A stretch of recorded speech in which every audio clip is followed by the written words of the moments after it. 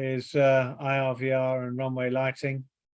The team today, if you could press the presentation slide, yeah. Very pleased to have with us Tony Smith, as I say, world-renowned PAPI inventor and airfield lighting expert and specialist. He's been with us on many of these presentations, so we welcome you, Tony, to share your knowledge and understanding of IRVR today. Keith Costal, director and head of TMS Training Solutions, who's been providing training to AGL and on ground traffic management worldwide for many decades. And today I'd like to welcome our guest presenter, Paul Fraser-Bennison, former policy specialist at the UK Civil Aviation Authority, and now director and owner of Merlin Consulting. So still working very hard for the aviation industry. Without any further ado, I'd like to hand over to Paul now, who will explain to us all about IRVR and why it's so important, particularly in the context of airfield lighting. Over to you, Paul. Thank you, Robert, and good afternoon to everybody, or good evening and good morning, depending on what part of the world you're in. Thank you for joining us. We're going to talk today about IRVR, runway lighting, and why does it matter when calculating IRVR. So we've got a number of slides.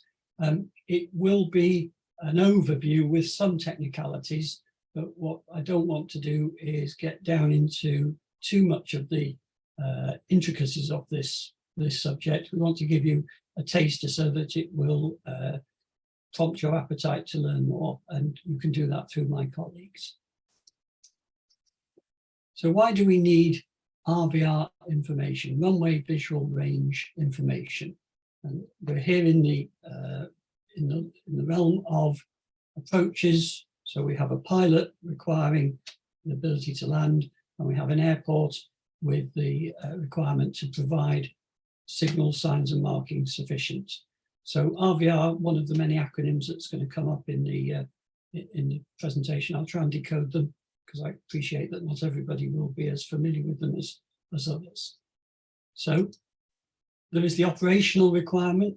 We know that pilots should have the amount of visibility available on both final stages of the approach and along the runway to make it adequate to permit a safe landing.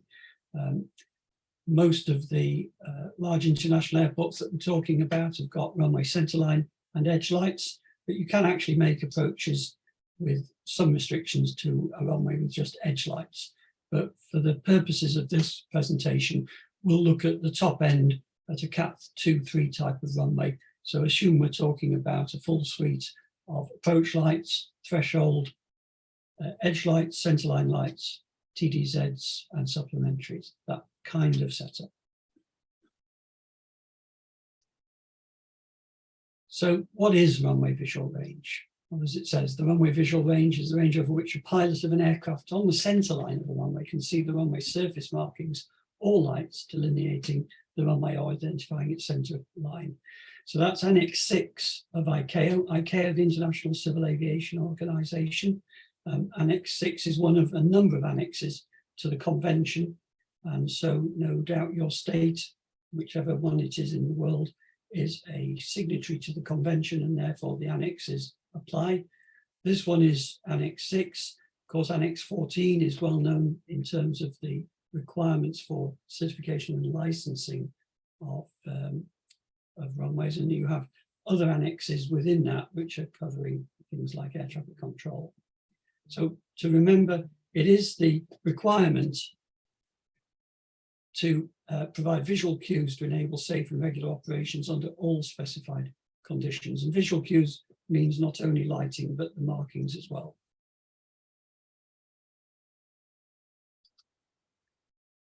And then there is, of course, the regulatory requirements. And runways are categorized according to their approach facilities.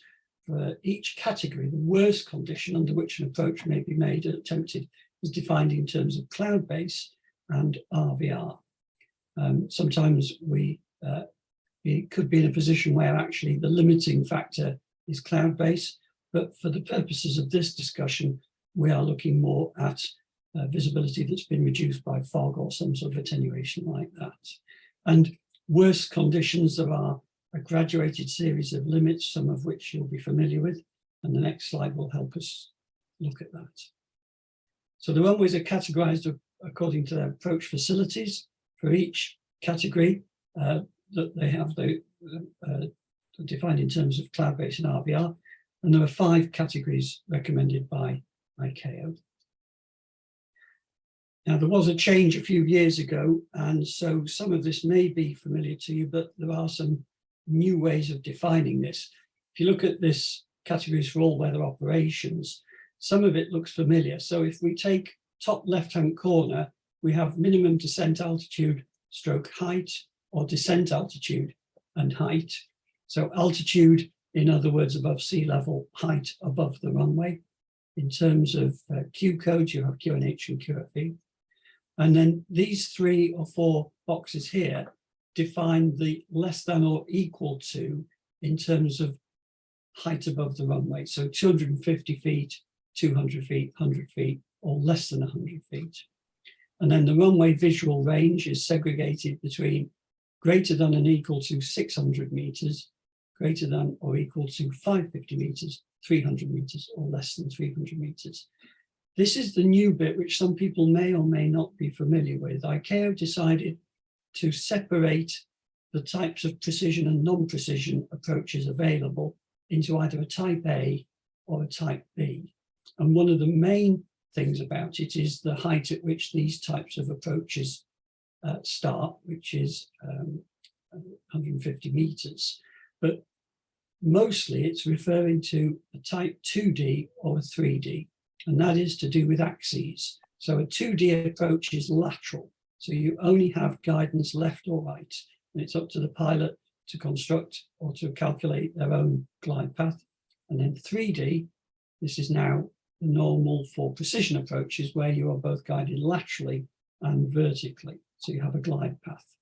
And so you can see that for something like a decision height within this box, a type A, it could be 2D or it could be 3D, because you can have a Cat 1 ILS, for instance. And 2D will always be minimum descent altitudes, and 3D will be decision altitudes. So you can remember the D there, decision equals precision. The types of designs, this is the new one for many people that has come in over the past few years, which is APV, approaching with vertical guidance. And it is a form of precision approach which never quite made it into the full 3D precision approach, even though in America with WAS and in Europe with EGNOS, the two augmenting systems, the level of precision is as good as vertical guidance. We don't need to go too much into the full details below, but you can see that you have non-instrument runway, just like a grass training field, all the way through to a precision approach runway, Cat 3. And thinking about today and the sorts of airports that we're talking about, I'm focusing mostly on a Cat 2-3 type of runway installation. The nav systems will really be what you have at the moment. There is some mention there of GNSS, Barrow and SBAS, and in the future talking about GBAS, but these are things to come, I think, in the future. At the moment, we'll concern ourselves mostly with ILS and with approaches with vertical guidance. So that's where we are in terms of the categories, and I think it's important to think about this top line where we have Cat 1 approaches, Cat 2 approaches, Cat 3 approaches. So this is a very generalized graph. It's not really specific, but it really is just to point out the truism that says that as we lose visibility, as visibility decreases, the risk of an accident increases significantly. And I think we all know that when it is foggy, we go into low visibility operations, risks have increased. And so this is to some extent a truism. So how is IRVR determined? Well, the two main ways are human observation, which has really being phased out in many parts of the world, but it still is valid, but has limitations. And it is exactly as it says, a human stands at the end of the runway and counts the numbers of lights from the reporting point that they can see. But actually, automatics with instrumented runway visual range is now the norm. And you have the MET provision through a METAR, the Meteorological Area Report, which gives indications on the current conditions, which includes the IRVR. You might have also seen the TAF, which always follows a METAR, terminal area forecast, which is a trend report. Have you seen these sorts of equipment at your airfield? The ones on the left taken at Manchester Airport shows the typical IRVR equipment. This one is called Agvis 2000, if my memory serves me right. It may have been updated, and is a system which transmits light from one of these units to a mirror in the other, and that's reflected back to a sensor, and that then measures the amount of moisture content in the air, and as that increases, the scattering effect reduces. So you can get, through calculation, an example of what the visibility is at that point. And it is normal for a category 3 runway to have 3 of these points, one at each end of the runway near the threshold, one in the center. It is feasible for a Cat 2 runway just to have 2 points. On the right is the example of a more modern system called a forward scatter meter, which uses the same mathematics, but is a different way of gathering that information. And these are much more prevalent. And if you've driven on motorways or freeways or autobahns, these are all now quite often on the side there, measuring visibility for drivers. So there is a relationship, a physical relationship, between RVR and the atmospheric attenuation for different light fixture intensities. Atmospheric attenuation, just think fog, mist, the scattering. So here we can have a series of graphs which I'll build up as we talk through. On the axis across the bottom, you can see RVR in meters from around 250 up to 2000, and the ability of light to transmit, the ability of light to transmit on the other side, so the transmittance from complete fog up to daylight. So if we look at this graph here, that is a relationship, and for the purposes of this example, just take that as a graph to work with. Now, if you have good AGL performance, and this is a histogram, a bar chart of a typical runway that has been measured using TMS's MARMS machine and has been maintained by the engineers on site. And you can see there that it is a good example of AGL performance. And what that means is that this is actually where that attenuation is compared to the reality. But with poor AGL performance, and you can see here that most of these are failing. There's one that's in caution, only 2 that are right. This is no particular airport. We are just constructing this as an example. Effectively, this sits up this side of that same line. So the light intensity, and we're talking here about the output of the lights, both center line and edge lights, has an impact on the RVR.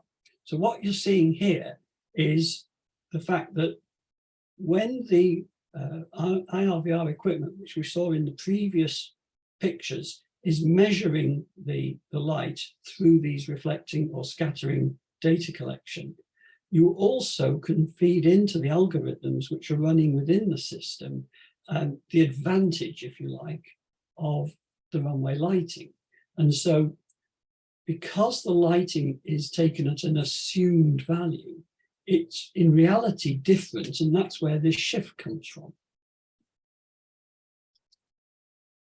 So a poor performing light could give an RVR of 700 meters, whereas a good AGL performance could give an RVR of 1,000 meters. So a 300 meter difference. And if there are any pilots amongst us, will know that 300 meters on a foggy night is the difference between landing or going to a different airport quite often. So you can see here that we've made a link. We've joined up the fact that the lights at your airport, their ability to punch through with good performance has an impact on the actual output that air traffic are going to read off their equipment to give to pilots. So just to hammer that home, the consequence of that is that the IRVR may not be correct. If the photometric performance is lower than expected, then the RVR is overstated. So we are looking here at really a carrot and stick, where we can improve the lighting, we actually can improve the ability for aircraft to land. So one of the cases could be that you have an approach with good approach lighting and poor airfield lighting. So that could be, again, from photometric testing, the elevated approach lights, which of course can go out as far as 900 meters on a full length of approach lights, and a poor runway. So this is what pilots call the black hole effect, that you make an approach, you might come out quite low down, maybe at 300 or 400 feet above the runway. You've already passed over some of those approach lights because they are stretched out in front of you, and then you lose the runway. And there have been a number of accidents and incidents over the years where aircraft have crashed because the pilots have lost visual sight of the runway because of poor runway lighting. So the transition, you could temporarily lose the visual guidance, and that could be a reason to go round. So poor photometrics could impact on safety, but there is an effect on airfield operations as well. There is a financial, a throughput aspect to this, as well as the overriding need for safety. So if we look at the screen now, the effective light fixture performance on operations. So we talk about LVO and LVPs, they tend to be interchangeable. So low visibility procedures, LVPs, are the written document which everybody should have and work to. LVO, low visibility operations, is how you actually operate during the procedure embargo. And so here's an example. We'll take a case where low visibility operations are implemented when the visibility or the RVR falls to 600 meters. Now, this is just an example. So think about your own airport and think about when you've known that you're going into these kinds of operations. Safeguarding has to start at a time when it is feasible to give back to the airport, to air traffic control, the confirmation that the procedures are available. And so at a very large airport, such as Heathrow, where there are multiple crash gates, there could be contractors working all over the place, you might actually have to start safeguarding way before the visibility reduces. At a smaller airport, maybe with one runway and a smaller footprint, you could start the safeguarding procedures not as soon. But let's just, in this example, say that when the RVR gets to less than 600 meters, that you have to go into procedures. Quite often, what effect that has for most observers is that the arrival rate reduces. Typically, it halves. So if you're publishing a 50 arrivals an hour rate, when you go into LVOs, you can only accept 25. So thinking back to those previous slides about performance and the way that the line shifts left or right, the light intensity is less than the assumed value, then the RVR is lower. So there's the blue one, which we said was 600 meters. But look, because of the effect of poor lighting, we are down there. So we should have actually introduced earlier. But if the intensity is better than the assumed value, then the RVR is actually higher. And you can see there that for the same horizontal line, we're now dropping down in excess of 750 meters. So we could have introduced later, in fact, possibly not at all. And because of the slowdown of runway rate, that puts pressure on all parties, not only just the airport, the airlines, but all the facilities that service the airport are all thrown back into some level of chaos. Now, what TMS did, and I helped them a number of years ago, was at a big airport in the UK. We had a trial to see if we could show and illustrate the benefits. So we looked at recalculating the RVR with historic transmitometer data, but assuming the 75% of edge light serviceability. We then calculated the difference between the RVR, low visibility procedures and landing slots. So we reviewed the maintenance for light fixtures and evaluated a buildup of lens contamination and the cleaning frequency. What you might not know is that certainly in northern latitudes where you have a high degree of winter operations that require de-icing, that actually that can set back the serviceability, even though the lights may have recently been cleaned. What we found was fascinating. So here, coming along the bottom, we have time, and going up here, we have the transmitometers visibility. So there's that 600 meters. That's the point at which LVOs are instigated. 75% RVR and the ATC RVR. So in other words, what was measured. So every time that yellow line drops below the red line, that means that you have to go into low visibility procedures. But by applying that retrospective calculation of saying, well, let's assume we had 75%, and it could actually be higher, but let's play it safe and say 75%. The green line is now showing an improvement. And the key to this is at places like here, where actually we never dropped in. And even where there was some drop in, it lasted for shorter time. So if you take the verticals there, that was compressed in time as well.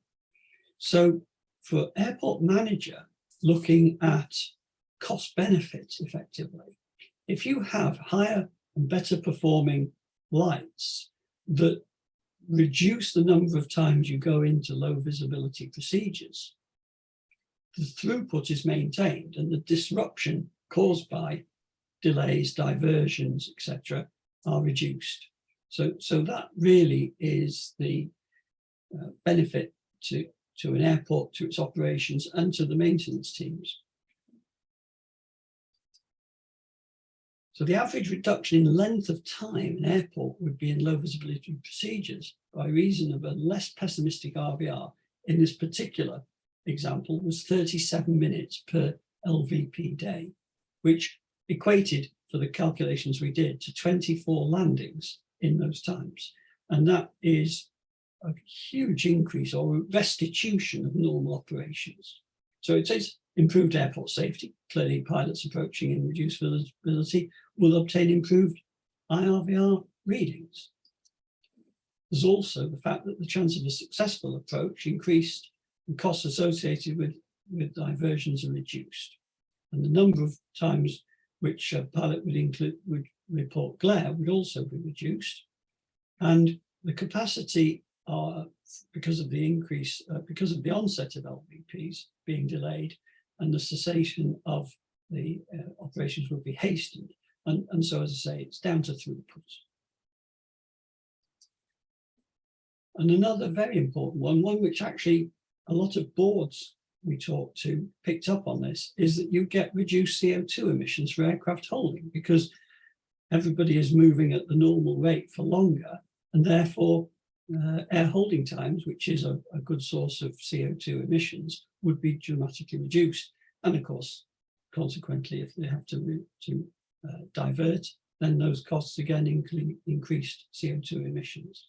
And then lastly, there is that warm kind of feeling that an airport would be recognised by their stakeholders for efforts in raising standards and gain operational advantages. So there are several key points there about why it's good to do, and not just safety benefits. So in terms of maintenance, experience has shown that lens contamination is one of the most important factors affecting photometric performance. And that's more the case these days than it was perhaps even 10 years ago, because in the days of just tungsten and halogen lamps, then lamp degradation through filament sag or whatever, or just simply failures, was more prevalent. We're now moving into very high mean time between failures for the light engine, if you like, the actual LEDs within the unit. And so it is actually contamination, which is the issue. And it can build up at a different rate at each runway lighting location. Single aircraft movements can deposit rubber to make a clean light unserviceable. And I'm thinking here about touchdown zones, especially because a tyre strike from something like an A380 is going to cover a large proportion of the runway. And you've only got to look at your own runway from above and see after a summer's usage how much rubber is deposited in the touchdown zones. So this was a part of the trial at Heathrow, where we had them do an intensive study of cleaning the runways and then measuring them to see what the output was. And what we found was that this basically attenuated. You could start cleaning reasonably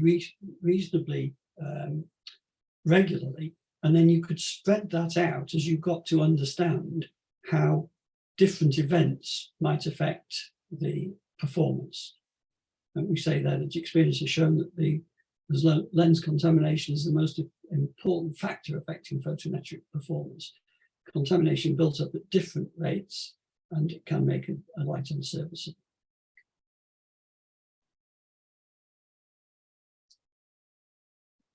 So the key thing to remember here is that if your actual photometric serviceability is below that programmed into the IRVR equipment, your declared runway visual range will be overstated. And that's where the difference between performance comes in. And so one of the things that perhaps you could go away and look at is check what the serviceability of your runway is. Do you have a method of actually measuring that so that you can start the comparison? So that brings us to the end of a very, very brief skip through some of these things. Robert, I'm going to take a glass because I'm just going to get a bit hoarse. Do you want me to stop sharing the screen, or should we leave it on whilst people question it? If you could just, we'll go on to questions and answers now, but if you could just share the next screen, please.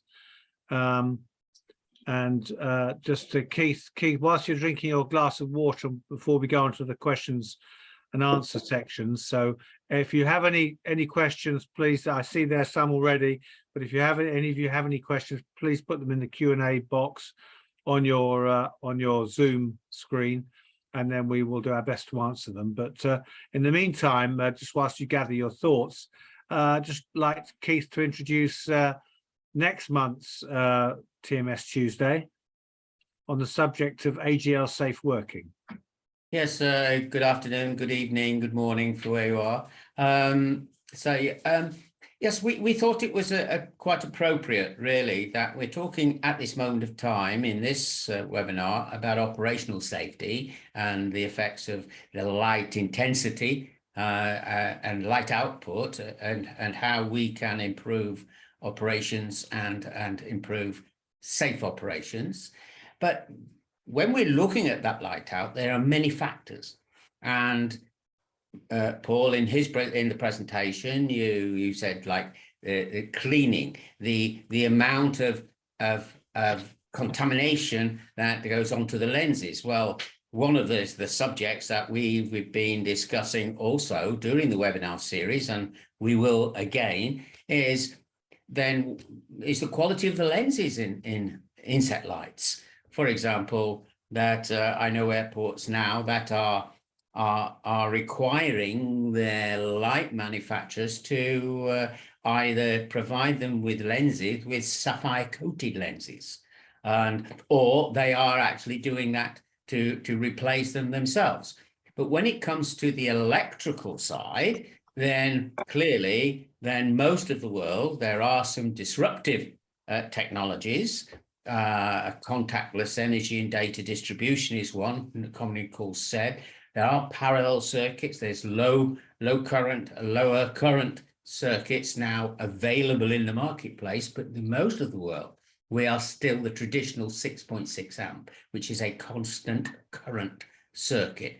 And once we go to constant current technology, as opposed to constant voltage technology, which is in building technology, etc., high voltage transmissions, etc., that is constant voltage. When we come to constant voltage, many safe protective devices are built in. But with a constant current system and an AGL constant current system, very few. And we have voltages in excess of 1,000 volts, and we have voltages up to 5,000 volts, and with the currents up to 6.6 amps at maximum intensity.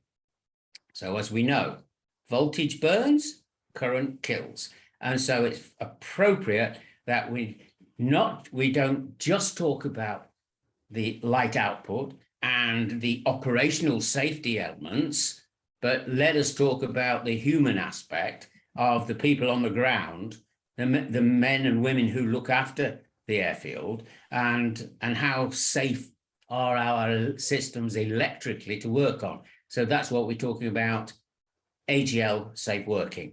It's based on the electrical element of the AGL as a system.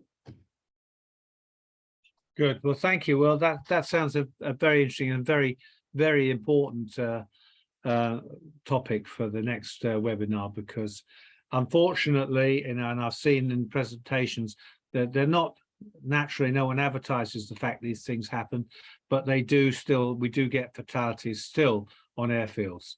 And that's one fatality is too many. So right, so if we can just finish the presentation now, Paul, we will go on to the question and answers. There are if you can just stop sharing on your screen, thank you. Thank you, Paul, for an excellent presentation on IRVR. I think a lot of people not very familiar with this topic, but it is an absolutely vital one as for our pilots, our customers of airfield lighting, and the information we provide need to have the visual cues they expect when they land and also take off at airports. So if we can come on to the questions now, there are a couple that we've had there. One from Clive Rawlings was reading that transmissometer RVR systems are no longer being installed in the USA. Is it expected that UK will follow suit and in the future replace the older systems with scatter effect RVR systems? Keith? Yeah, well, I think, I think the answer to that really is potentially yes. EASA has looked at this when we look at it from a European viewpoint, and of course now with Brexit, etc., we're now going back to, in the UK, our national authority, Civil Aviation Authority. So I would expect, as technology moves on, as Paul already mentioned, he showed the two systems already, and traditionally, yes, we have been down the one route for many years, and as Paul explained, even on the motorways, the highways, etc., now seeing the newer technologies. So the answer to that, to Clive, is I expect yes in the fullness of time. And Paul, maybe you could have a comment on that.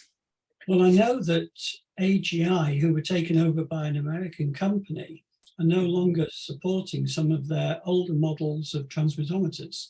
And so if they aren't going to continue with development of new transmittometers, then that attrition will continue as everything ages. Yeah. And Tony, I know you've looked at this in the past. The merits of forward scatter IRVR systems versus transmissometers. Are we satisfied now that they give comparable information? If I'm honest, no. So I know there is definitely a cost differential that's driving this. We had within the team someone who was a specialist in RVR and characteristics of fog and its distribution and so on. And the problem with scatter devices is that the scattering function changes with the droplet size. And in a fog, there is a distribution of droplet sizes.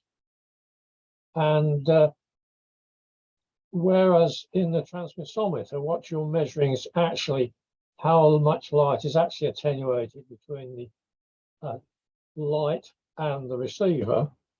And in a sense, it doesn't care what the size of the droplets is. It's just recording how much attenuation there is. The problem with the scatter devices is that, in fact, the calibration changes through the life of a fog. Because what happens in a fog, as the fog matures and then eventually clears, the heavier droplets fall out first, as you'd expect. Simple Newtonian mechanics, if you like.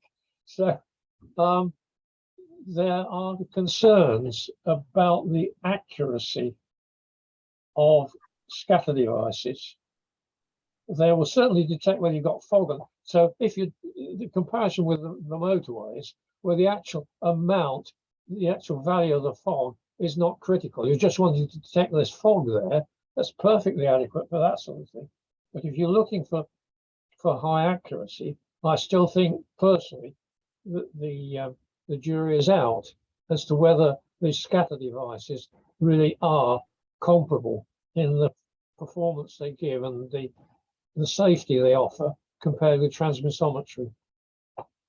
That's very interesting. I recall that you expressing these concerns to me previously, and I think it's something that we, again, one of these matters we need to take to the regulatory bodies, because they need to be doing the work. They need to be initiating the actions to ensure that new technologies, whilst highly desirable that we move forward, but they're actually, actually fit for purpose. And so yes, we'll take that one further, Tony. So well, we do actually have 3 esteemed employees of the Civil Aviation Authority as guests today. All right. Well then, gentlemen, you please be noted. This is actually a very serious concern, and I think work needs to be done in this area. So whilst we're just mentioning people, I also notice, could I give a quick shout out to Jer Lawler from Dublin, who's on today? Ah, yes, of course. Just to congratulate them on the opening of their new runway. Yes. Well, certainly, I would like to concur with that. Well done, guys, over there. Absolutely superb. Yes, to watch the opening last week. And we're very proud to have been associated with the work that's been done there. But so well done, guys. William Tamata has asked if there are any more case studies on the black hole effect. He'd like to know more about this. Tony, do you know of any? Yeah. I guess the question comes out of the slide that Paul showed, with the big disparity between the maintenance level of the approach lighting and the runway lighting. And this issue of a black hole that pilots reported has a long history. It goes back at least 50 or more years. And there was an accident in 1969 at London Heathrow, where a cargo aircraft actually, fortunately in some ways, because it was a fatal accident, unfortunately it was a cargo aircraft, so there weren't so many lives as otherwise would have been lost, where the pilot had, as he saw, adequate visual references on the approach, and so made a decision as the approach decision height to proceed to a landing. He got adequate visual references. As he approached the runway, then of course the far point of his point of view ceased to be some approach lighting. He started to get to the point where he needed to see runway lighting, and he didn't see any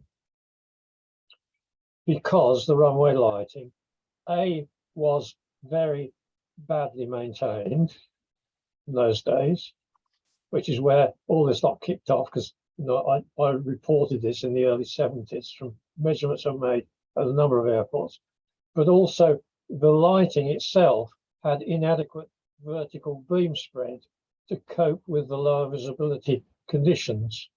So it was a combination, if you like, of lighting design, but also bad maintenance. But what it results in is a black hole. So what the pilot saw was the amount of the runway that you could see, or the approach and runway, was decreasing and decreasing rapidly because he was making no contact with the runway lighting. So because of that, his interpretation of what he saw was that the aircraft must be pitching nose up. So he pushed nose down and actually flew into Terminal 2 at Heathrow. So there was an enormous inquiry into that, and that's what led on to a lot more research into visual sequences and lighting in the 70s. So that is a supreme example, and certainly by improving, as we did in the visual aids panel in the 70s, the specification for the approach, and particularly the runway lighting, we eliminated the black hole due to deficiencies in the operational performance of the lights. We did that against the specification. Once a pilot had got a visual segment, then as he proceeded, he should always be able to see that amount of segment or more. It should never decrease on him. Having said that, there's one slight caveat. Never make a decision above a fog top, because if you're above a fog top, then you can induce something like this. You go into the fog and what you're going to see rapidly decreases. So just basic airmanship, making decisions to proceed above a fog top induces quite a lot of danger. So we've done something as an industry, if you like, about the lighting. Will do the job properly, provided that it is maintained properly. And that's key, I guess, to why we're all here today. You'll still induce that black hole if you don't maintain the lighting. Thank you. Yes, exactly. So there are some other case studies, and I'm thinking of there was an incident at Nairobi which Vernon documented once, and I'm thinking we'll post this on our website under case studies, so to give you more examples. But thank you for that.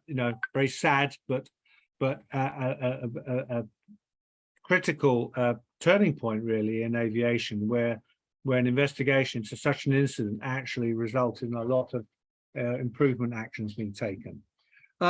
So Mohammed Asjad has asked us what is the relation between IRVR and surface movement guidance and control systems?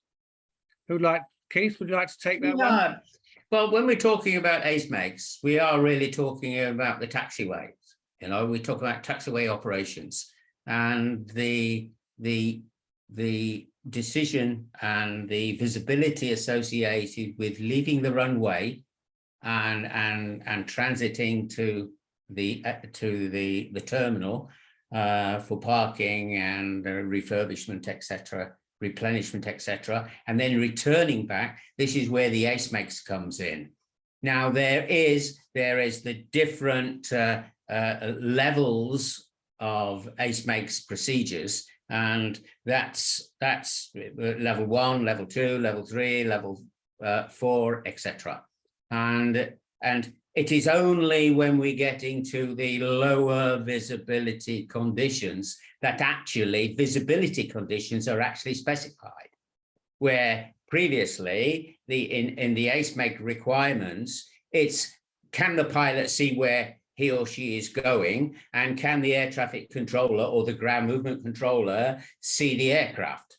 And then as the visibility deteriorates, then the first thing is that the controller says, I can't see you. And the pilot says, oh, okay, I can still follow all the guidance and know where I'm going. And the next step is, of course, the pilot then says, I need help. And that's where the visibility condition comes in. So whilst the way that we can look at the visibility is to have those measuring tools out there and give us the visibility between 2 points associated with the runway. But so that's really the relationship. So when we're talking IRVR, we are talking runway visual range. So it's runway operations, whereby ACE-MEGS, surface movement guidance and advanced surface movement guidance with the additional technologies, electronic technologies, then is about moving to and from the runway. Thank you.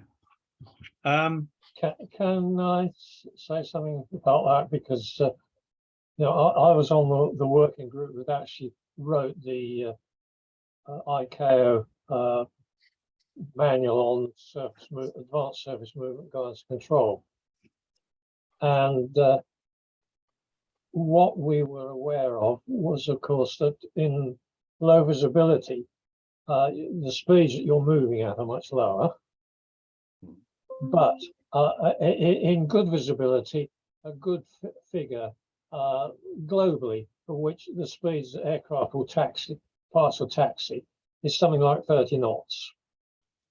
And as the visibility reduces, then you see the visibility, the taxi speeds come down to 2 or 3 knots if necessary.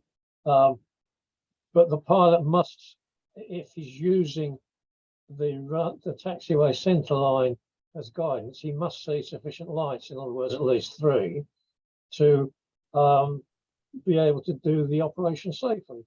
And a lot of work was put in tying up that with the requirements for the lighting, the spacing of the lighting in curves, for example, on taxiways, and indeed the information as you come off the runway, where you've got alternate yellow and green, so you know where you are. There's a lot behind providing adequate visual cues for this to happen, and RVR is as good measure of anything to know whether you're going to have adequate cues to taxi. But taxiway visual range, of course, using the same equations, will be less than runway visual range in the same visibility. Basically because of speed, and the pilot's reaction time, Tony, isn't it? Yeah. Yeah. So thank you for that, Tony and Keith. Mohammed also wants to know, do we need to have advanced surface movement guidance and control system procedures for Cat 1 airports as well as ICAO requirements? I'll probably, looking at the question, it says as well as ICAO requirements. Really, when we're talking category 1, we are talking in category 1. Category 1 is when there is an RVR, a visibility, an RVR visibility greater than 550 meters. And at 550 meters, then the visibility, generally speaking, on a taxiway network, then is relatively good. Because when we're looking at such as taxiway center line, we have got 30 meter spacing. When we have a taxiway edge center line, we've got 60 meter spacing, etc. And the guidance signs themselves are nominally 60 meters prior to a junction. So the visibility conditions in a category 1 scenario means that the requirement for surface movement guidance in terms of that additional support is minimized. But do we still have procedures? Yes.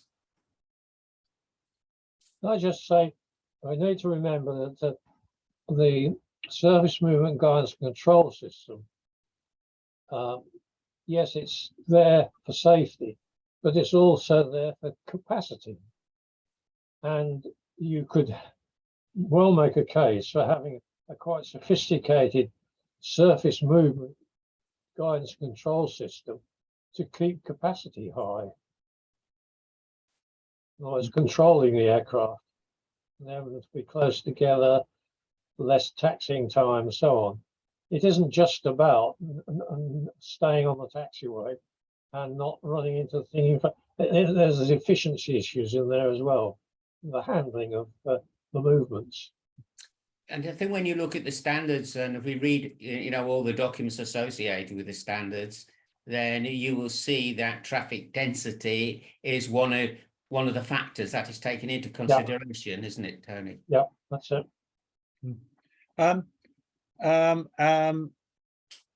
Mohammed Shahazad has asked, can you please explain the working of background illuminance sensor in IRVR and its reading measurements effect on runway lights? Now, I think it's two separate things there, but anyone want to take this one on? Well, the transmissometer, the background luminance, which is the value that's needed to calculate the RVR. If you look at the equation, you need to know how bright the background is that the lights are sitting in. Traditionally, conventionally, in the northern hemisphere, that value was sensed with a sensor looking to the north. Yes. I presume in the southern hemisphere to the south, not east or west, because, well, for one thing, at twilight and so on, when the sun is very low, in the northern hemisphere, if you look to the north, you're not going to be looking at the sun. That was the traditional way transmitters were set up, with a measurement to the north for the background luminance. So even on an east-west runway, you would have a north-south setup.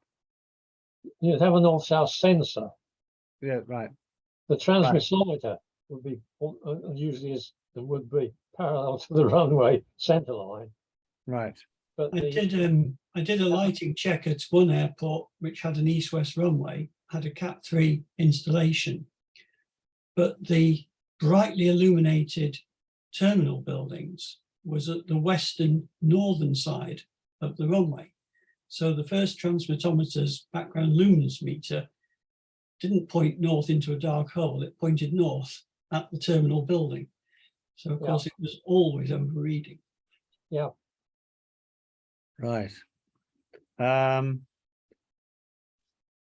So I mean, it is critical that you actually get a meaningful measurement, and so locating these and I guess there are various techniques would have to refer to the manufacturers and installers guidelines to make sure that you have relevant readings, because as we know, there's some airports, particularly on an east-west aspect, with at certain times of the year when the sun is rising and the sun is setting, you can have some quite you can get some very strong sunlight effect, which will have an effect on presumably on the readings.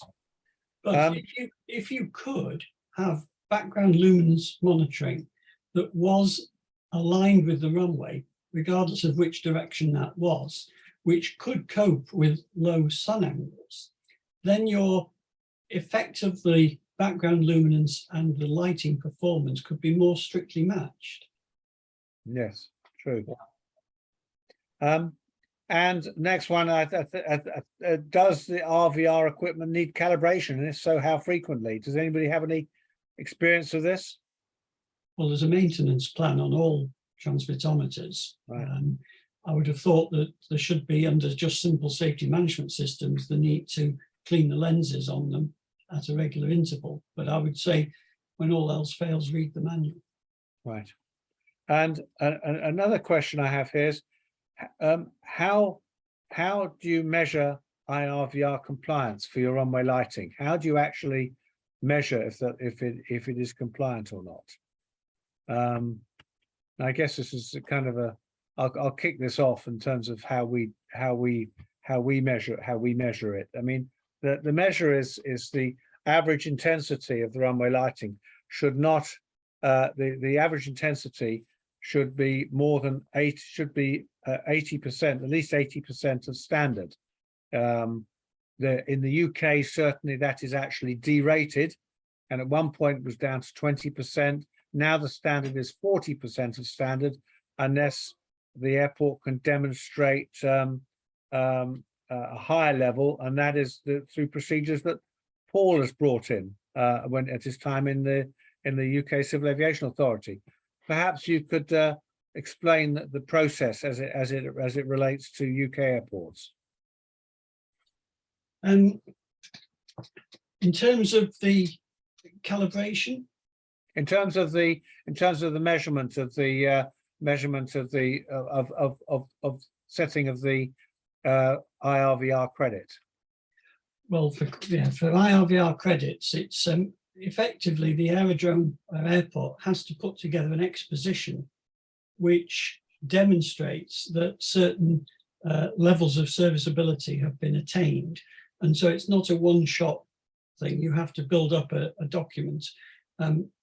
The success of IRVR credits relates entirely to the introduction of LED lights. And so prior to that, the maintenance requirements for tungsten halogen were so great that it was really on a hiding to nothing.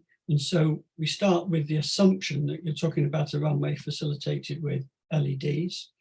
And what one does is, through photometric testing, using a MARMS machine as a for instance, you build up a document which shows that over a period of time, you have instigated a planned maintenance regime and an interventionist regime, which lifts the overall levels of serviceability above those that would normally trigger a downgrade.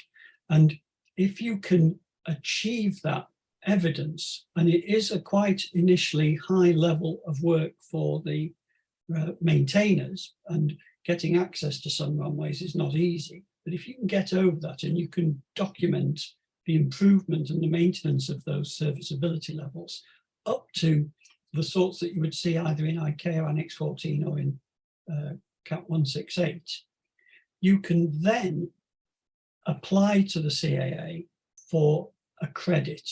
And the word credit is to do with this notion within the transmitometer and within the algorithms running through it to deliver a set of figures to the air traffic control, which they are completely at face value to air traffic. So whether it says 600, 500, 700 meters, they take that as read. But what we have in the UK, and I can only talk for the UK, is a downgrade. And so if you look in the regulation, you'll see that actually no lighting system can be accepted to produce better than 80% of nominal value. So if we would take, for instance, a 10,000 candela edge light fitting, it might be measured at 11,000 candela. But actually, for the purposes of this IRVR credit we're talking about, it has to be just counted as being an 8,000 candela. That's the best it can ever get to in this terms of calculation.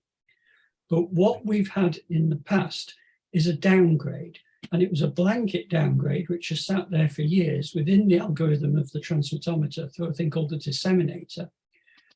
And it was an 80% downgrade. So in other words, that 10,000 candela lamp which can never be rated at more than 8,000, is assumed to be 2,000.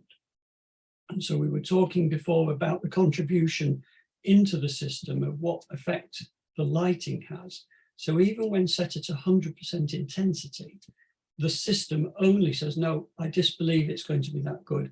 I'm only going to accept 20% of that performance for the purposes of the calculation.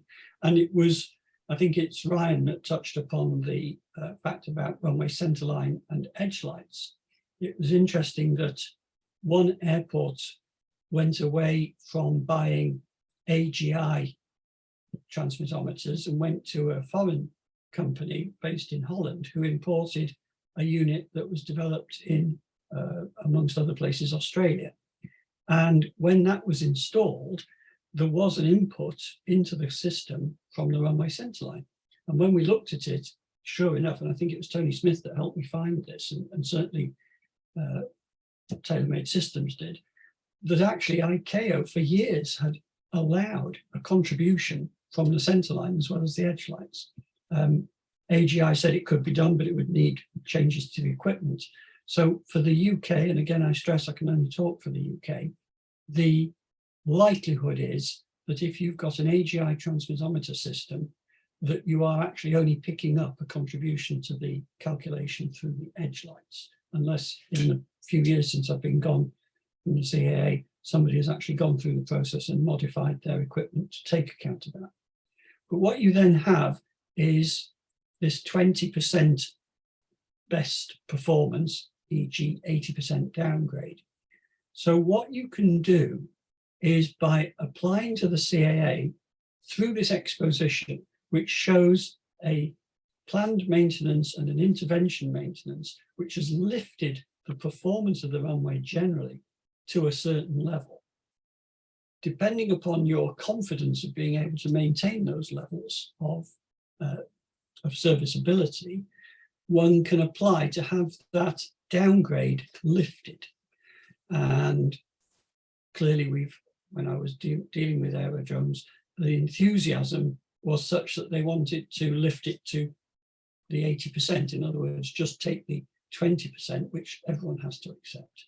But I stress that that actually gets to the point of maybe a law of diminishing returns, where you'd be out polishing the lights so often to get to that last bit. And so I think Heathrow, I think went for 60% initially or 70%. I can't quite remember, but they hedged their bets. They did a reduction in their target. So instead of having a 20% reduction, e.g. 80% performance, I think they went for something like a 30 or 40% reduction, e.g. 60 or 70% performance. Nevertheless, that gave them an overall increase in throughput of 7% over the period of the winter that was first recorded. And 7% traffic at Heathrow regained huge amounts. Very, very well done. And I believe easily paid in global terms for the effort put in. And so the question about the cause and effect and how one does that, the only thing I would say is that recently there has been some resistance from the CAA to approve credits. I've been out of the game on that side of it for a number of years now, so it would be wrong of me to say how many airports currently benefit from IRVR credits.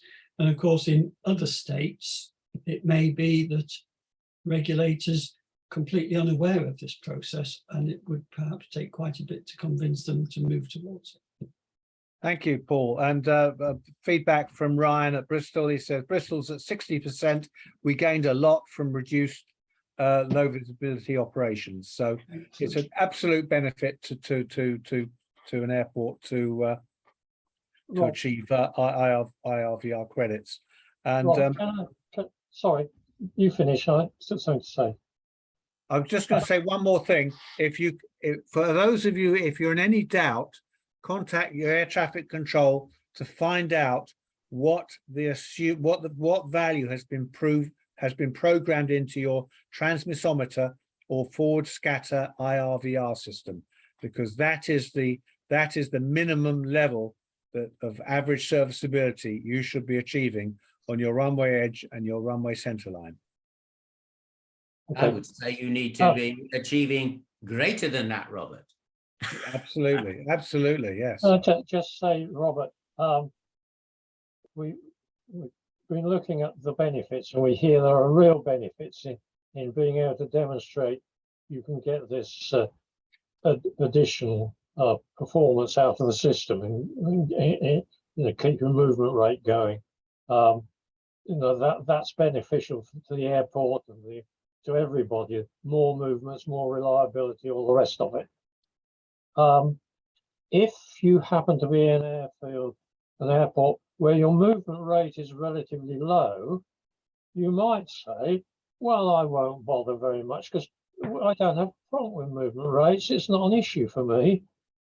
But I would say, but remember the other half of the story, that if you're putting a value of 10,000 into your IRVR calculation, and it should really be 2,000, you are actually publishing an RVR value which is venturing into the unsafe area. You're telling a pilot he's got more visibility than he has. So there's a safety issue, even if you think, well, I haven't got a big movement rate issue. You still Correct. need to do the cleaning. Correct. What I would say is that for UK readers, if you go into Civil Aviation Publication 670 and look in one of the parts there for COM 01, reading on down there, you'll get all the requirements for IRVR as it stands at the moment. And so that would be what you would take to your senior air traffic engineer to effectively focus their minds on where we're talking about. Yeah. So it's CAP 670 COM 01. But I know around the world there are organizations that literally put the value that is in the specification for the fitting, like 10,000 for an edge light, and do the calculation on that basis. It is not unknown around the world for that to happen, and that's brings potential danger. Absolutely. Good. Well, thank you very much, gentlemen. We've reached our allotted time and a bit more. I'd like to thank you all for your contributions today. I'd like to thank our participants for taking an hour of their time to spend with us. It's much appreciated. I hope you've got some good information from today's presentation, and we hope to see you all again next month. The next month's presentation will be on September the 27th, TMS Tuesday on September the 27th, when we'll be talking about AGL safe working. So thank you very much. Oh, and thank you, Felicity and Damon, for putting together today's presentation and webinar. And we'll look forward to seeing you all next month. Stay safe. Thank you very much. Bye.